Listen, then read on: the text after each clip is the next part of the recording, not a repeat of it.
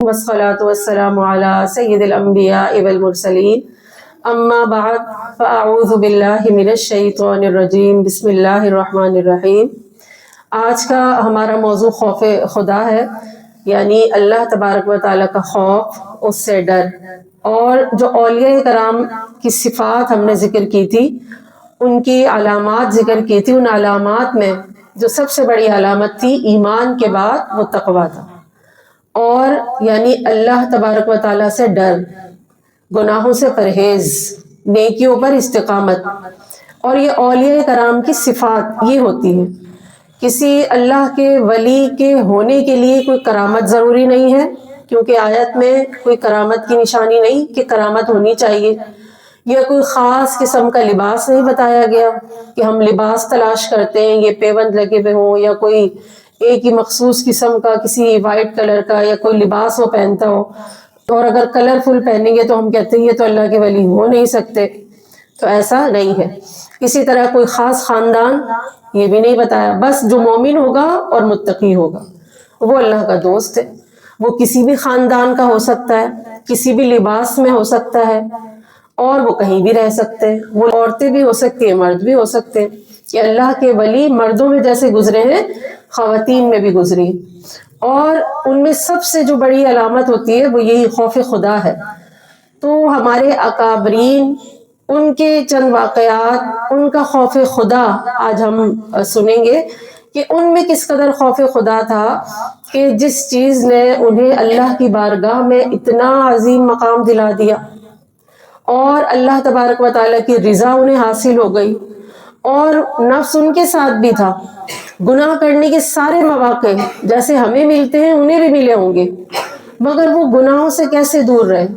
اپنے نفسانی خواہشات کو انہوں نے کنٹرول کیسے کیا، ہم کیوں نہیں کر پاتے؟ تو وہ یہی چیز ہے کہ ان میں خوف خدا، اللہ کا ڈر، اللہ کی پکڑ کا ڈر بہت زیادہ تھا،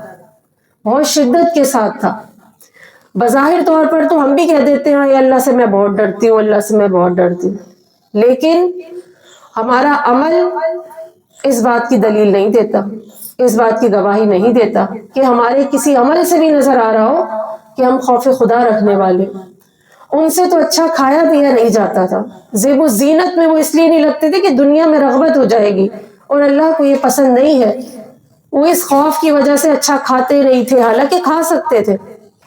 حضرت ابوبکر صدیق رضی اللہ تعالیٰ عنہ کا خوف اگر ہم سنیں تو ایک مرتبہ ان کے جو غلام تھے وہ انہیں لا کر دیتے تھے کھانے کے لیے، تو وہ جب بھی انہیں کھانے کے لیے لا کر دیتے تھے وہ ان سے پوچھتے ضرور تھے کہ کہاں سے کما کر لائے ہو۔ لیکن ایک مرتبہ ایسا ہوا، انہوں نے جب لا کر انہیں دیا کھانا تو بغیر پوچھے انہوں نے فوراً نوش فرما لیا۔ تو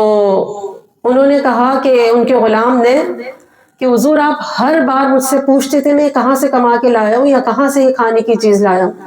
مگر آج آپ نے سوال نہیں کیا۔ تو ابوبکر صدیق رضی اللہ تعالیٰ عنہ نے فرمایا بھوک کی شدت کی وجہ سے، اتنی بھوک تھی نا میں سوال نہیں کر پایا اور میں نے فوراً کھا لیا۔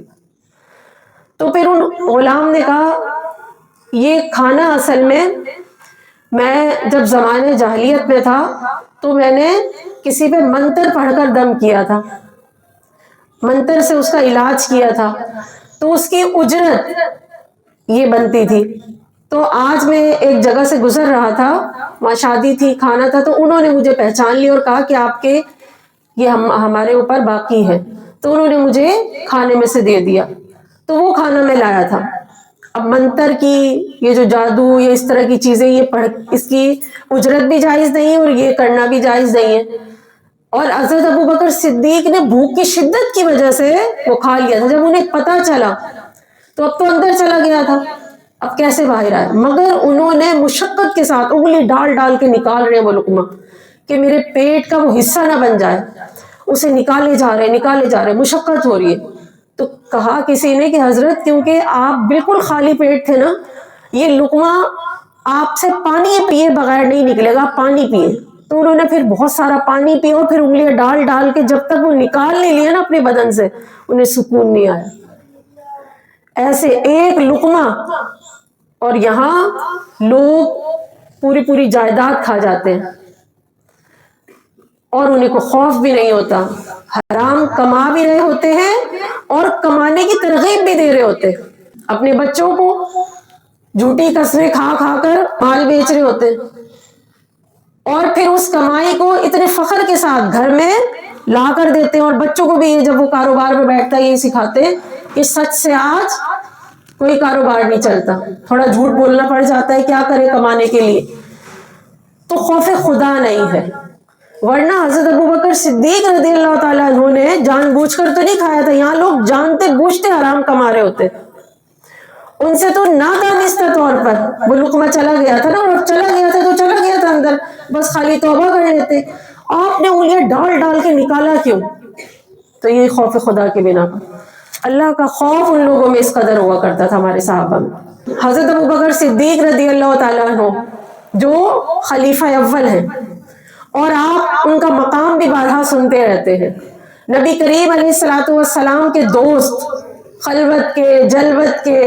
سب سے زیادہ نبی کریم علیہ الصلوۃ والسلام کی صحبت میں رہنے والے ہیں، آپ علیہ الصلوۃ والسلام کے ساتھ مزار میں بھی ساتھ ہیں، غار کی تنہائی میں بھی آپ ساتھ تھے، سفر میں، اور اسی طرح ہجرت کے موقع پر آپ ساتھ تھے، اور جنت کی ضمانت آپ کو دے دی گئی تھی دنیا میں، مگر اس کے باوجود اللہ کے خوف کی وجہ سے وہ کیا تمنا کرتے تھے کہ کاش میں درخت کی ایک لکڑی ہوتا، یا میں گھاس ہوتا، یا میں درخت ہوتا کوئی۔ اور یہ تمنا وہ کیوں کر رہے ہیں؟ کیونکہ ان چیزوں سے حساب کتاب نہیں ہوگا نا، تو وہ یہ تمنا اس لیے کر رہے ہیں کہ میرا حساب کتاب نہیں ہوگا، حالانکہ انہیں جنت کی ضمانت ملی ہوئی ہے، اس کے باوجود ان کا خوف آپ دیکھیں۔ حضرت عمر فاروق رضی اللہ تعالیٰ عنہ کی اگر ہم بات کریں تو حضرت عمر فاروق رضی اللہ تعالیٰ عنہ کے وصال کے بعد حضرت عثمان رضی اللہ تعالیٰ عنہ نے ان کی زوجہ سے شادی کی، اور ان سے یہ کہا کہ میں نے آپ سے شادی اس لیے نہیں کی کہ مجھے آپ کی اولاد میں، آپ کے مال میں رغبت ہے، میں نے آپ سے شادی اس لیے کی ہے تاکہ آپ مجھے حضرت عمر کی رات کی عبادت کے بارے میں بتائیں کہ حضرت عمر رات میں عبادت کیسے کرتے تھے، کیونکہ تنہائی کی ساتھی زوجہ ہوتی ہے نا، رات کیسے انسان بسر کرتا ہے وہ زوجہ کو پتا ہوتا ہے۔ تو ان کی شادیوں کا مقصد بھی دیکھیں، حضرت عثمان انہوں نے کس لیے شادی کی کہ نہ کوئی مال میں رغبت ہے، نہ اولاد میں رغبت ہے، بلکہ حضرت عمر کی وہ پوچھنی تھی عبادت رات کی، تو انہوں نے بتایا حضرت عمر رضی اللہ تعالیٰ عنہ اپنے سرہانے پانی رکھ کے سوتے تھے، جب آنکھ کھلتی اٹھتے وضو کرتے اور ذکر اللہ کرتے رہتے، اور پھر اونگ آ جاتی، پھر اٹھ جاتے، پھر وہ عبادت کرتے رہتے حتیٰ کہ قیام کا وقت آ جاتا تھا۔ تو انہوں نے ان کی عبادت کو جانا اس طرح، یہ ان کا خوف۔ حضرت عمر فاروق رضی اللہ تعالیٰ عنہ قیصر و قسرہ بھی تھر تھراتے تھے جن کے نام سے، قمیص میں 12 پیوند لگے ہوئے اور نماز پڑھا رہے ہیں، وہ چاہتے تو عالی شان لباس لے سکتے تھے، مگر دیکھیں انہوں نے کہ انہیں دنیا سے تھی نہیں نا رغبت، اور ہم بس صرف اپنے لباس کی طرف توجہ دیتے، اپنے کھانے پینے کی زیب و زینت کی طرف توجہ دیتے، دنیا میں رغبت ہے، اور یہ ہماری علامات ہے، ہمارا رہنا سہنا جس طرح کا ہمارا بے خوفی کے ساتھ، اور پھر اللہ کی عبادت بھی نہیں کرنا، جس کا کھاتے ہیں اسی کی نافرمانی کرتے ہیں، تو یہ سب بے خوفی کی، اور ان کے لباس میں 12 پیوند، اور انہیں کوئی یہ نہیں کہ میں خلیفہ بن گیا ہوں اور میرا لباس ایسا ہونا چاہیے، نہیں۔ اور آپ اس قدر روتے تھے اللہ کے خوف سے، حضرت عمر فاروق ان کو بھی جنت کی ضمانت ملی ہوئی تھی، اس قدر روتے تھے، روایات میں آیا کثرت سے رونے کی وجہ سے ان کے چہرے پر 2 لکیریں پڑ گئی تھی آنسوؤں کی، سیاہ 2 سیاہ لکیریں، ہمیں تو اللہ کے خوف سے ہماری آنکھوں سے تو آنسو تک نہیں نکلتے، اور وہ اس قدر رویا کرتے تھے، کیونکہ قرآن میں اللہ نے فرمایا انما یخشی اللہ من عبادہ العلماء، کہ اللہ سے جو زیادہ ڈرنے والے ہیں نا وہ علماء ہیں، جو اللہ کی معرفت رکھتے ہیں، اور ہمیں حقیقت میں اللہ کی معرفت نہیں ہے، اور اللہ تبارک و تعالیٰ کا خوف جو ہے نا یہ حکمت کا سرچشمہ ہے، نبی کریم علیہ الصلوۃ والسلام نے فرمایا، اور اللہ سے ڈر یعنی اس کی پکڑ سے ڈر، اللہ سے ڈرنے کا مطلب یہ نہیں ہے کہ اس کی ذات سے ڈرا جائے، یا جیسے کسی درندے کا خوف ہوتا ہے، جیسے سانپ اگر آ جائے تو ڈر لگے گا نا، یا کسی جن بھوت کا پتہ چلے تو اس سے بھی ڈر لگے گا، یا شیر سامنے آ جائے اس سے ڈر لگے گا، کتا آ جاتا ہے اس سے ڈر لگتا ہے، چھپکلی آ جاتی ہے اس سے ڈر لگتا ہے۔ اللہ تبارک و تعالیٰ کا ڈر ایسا نہیں ہوتا جیسا کسی درندے سے ہو یا کسی کی ذات سے ہو، کیونکہ اللہ کی ذات کا ادراک ہی نہیں ہو سکتا۔ اللہ کی ذات کیسی ہے یہ نہیں پتہ چل سکتا۔ اللہ سے ڈرنے کا مطلب یہ ہے کہ اللہ کی خفیہ تدبیر سے ڈرے۔ جیسے ابلیس فرشتوں کا استاد تھا، کتنی عبادتیں کیا کرتا تھا، لیکن اللہ کی خفیہ تدبیر کیا تھی اس کے لیے کہ وہ دیکھو اب ہمیشہ ہمیشہ کے لیے جہنمی ہو گیا۔ حضرت آدم علیہ السلام کو ایک سجدہ نہ کرنے کی وجہ سے، انکار کرنے کی وجہ سے ہمیشہ ہمیشہ کے لیے اللہ نے اسے اپنی بارگاہ سے دور کر دیا۔ تو اب ہم، اللہ نے مسلمان گھرانے میں ہمیں پیدا کیا، ہم مسلمان ہیں الحمدللہ، لیکن مرتے وقت ایمان سلامت رہے گا کہ نہیں رہے گا یہ نہیں پتا ہوتا۔ اس چیز سے ڈرا جائے۔ اب کتنے سارے مسلمان ملحد ہو رہے ہیں، اللہ کا انکار کر رہے ہیں، حالانکہ وہ مسلمان گھرانے میں پیدا ہوئے، اور ان کے امی ابو بھی یقیناً مسلمان ہوں گے نا، ان کا خاندان مسلمان، لیکن وہی مسلمان بچہ بچی اپنے دین کو، اپنے مذہب کو چھوڑے، اللہ تک کا انکار کر رہے۔ تو خفیہ تدبیر کا نہیں پتہ ہوتا، اس سے ڈرا جائے، اللہ کے غضب سے، اس کے عذاب سے ڈرا جائے۔ تو اللہ تبارک و تعالیٰ پتہ نہیں کون سا عذاب دے دے گا، کس چیز پر ہماری پکڑ کر لے گا۔ کسی بھی گناہ کو نا چھوٹا سمجھ کر نہیں اختیار کریں، بلکہ یہ کہ اللہ تبارک و تعالیٰ کی بارگاہ میں کہیں وہ بڑا نہ ہو تو اسے چھوڑ دینا چاہیے، اور یہ سوچنا چاہیے گناہ کرتے وقت یہ کس کی نافرمانی ہو رہی ہے۔ گناہ تو چھوٹا لگتا ہے ہمیں، لیکن نافرمانی کس کی ہو رہی ہے؟ اللہ تبارک و تعالیٰ کی۔ اس چیز کو سوچیں۔ تو حضرت عمر رضی اللہ تعالیٰ عنہ کا خوف آپ نے ملاحظہ کیا، اسی طرح حضرت عمر رضی اللہ تعالیٰ عنہ اس قدر اللہ کا خوف رکھتے تھے۔ دیکھیے ایک ہمارے بھی اب یہ جو پرائم منسٹر ہیں اور ہمارے جو حکومت کے عہدیداران ہیں، ایک ان کو دیکھیں، یہ اتنے بڑے بڑے عہدوں پر، منصب پر بیٹھ کر اپنی ذمہ داری پوری نہیں کرتے۔ حضرت عمر کہتے ہیں دریائے فرات کے کنارے اگر کتا بھی پیاسا رہ جائے گا تو عمر کو ڈر ہے، اس سے عمر سے حساب ہوگا اس کا۔ تو سوچیں جو ایک کتے کی اتنی فکر کر رہے ہیں وہ انسانوں کی کتنی فکر کرتے ہوں گے۔ تو راتوں کو گشت کیا کرتے تھے آپ کہ میری رعایا میں کسی کو کوئی پریشانی تو نہیں ہے، اور خود بھی ان کا کام کیا کرتے تھے جب پتہ لگتا تھا۔ ایسے ہمارے امیر المومنین تھے، ایسا اللہ ہی کا خوف تھا نا۔ ان پہ کس کی وہ تھی کہ بھئی انہیں کون دیکھ رہا، انہیں بس یہ تھا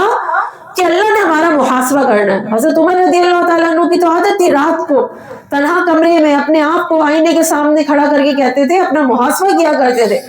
کہ قبل اس سے کہ محاسبہ اللہ تبارک و تعالیٰ کی بارگاہ میں ہو، اپنا محاسبہ کرتے تھے اور اپنے آپ کو کہتے تھے عمر یہ کیوں کیا تم نے، یہ کیوں کیا۔ تو ہمیں بھی اللہ کی بارگاہ میں ہمارا حساب ہوگا، جو اللہ تعالیٰ نے نعمتیں دی ہیں تو ہمیں بھی اپنا محاسبہ کرنا چاہیے۔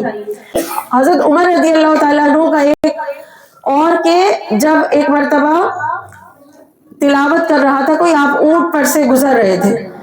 تو خوف خدا سے متعلق آیت آپ کے کانوں میں پڑی نا، تو آپ خوف خدا کی وجہ سے اس اونٹ سے نیچے گر گئے، اتنا آپ پر لرزہ طاری ہوا اللہ کے خوف، اور 1 مہینے تک آپ بیمار رہے۔ کبھی ہمیں اللہ کی آیات پڑھ پڑھ کے سنائی جائیں، اللہ کا غضب بتایا جائے، ایسا کبھی ہمارے رونگٹے کھڑے ہوتے ہیں، ہمیں پرواہ نہیں ہوتی ہے کہ ہمیں کسی کی بارگاہ میں بھی جانا ہے۔ انہیں تو جنت کی ضمانتیں ملی ہوئی ہیں، اصل میں تو یہ ہم سوچیں، اور ہمیں تو کوئی گارنٹی نہیں ہے، اس کے باوجود ہماری لاپرواہی، اللہ سے بے خوفی۔ یوں ہی حضرت عثمان غنی رضی اللہ تعالیٰ عنہ، آپ قبر کے پاس سے جب گزرتے تو آپ کے آزاد کردہ غلام کہتے ہیں آپ قبر کے پاس اگر کھڑے ہو جاتے تو اس قدر رویا کرتے تھے، اس قدر رویا کرتے تھے کہ آپ کی داڑھی مبارک آنسوں سے تر ہو جاتی تھی۔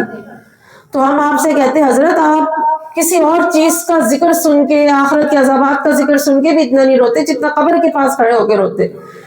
تو وہ یہ سوچا کرتے تھے، فرمایا کہ میں اس لیے روتا ہوں کہ یہ آخرت کی منازل میں سے پہلی منزل ہے، جس کی یہ پہلی منزل آسان ہوگی اس کی آگے کی منزلیں بھی آسان ہوگی، اور جو قبر میں ہی مبتلا عذاب ہو گیا، جو یہاں پھنس گیا، تو بس اس کی آگے کی منزلیں بھی دشوار ہوں گی. تو ہمیں قبر کے بارے میں سوچنا چاہیے. قبر میں جانا ہے نہیں جانا، جانا تو ہے، اس سے تو فرار ہی نہیں ہے، نہ موت سے فرار ہے نہ قبر میں جانے سے فرار ہے. اللہ کی بارگاہ میں کھڑے ہونے سے بھی نہیں بچ سکتے. اس کے باوجود بے خوفی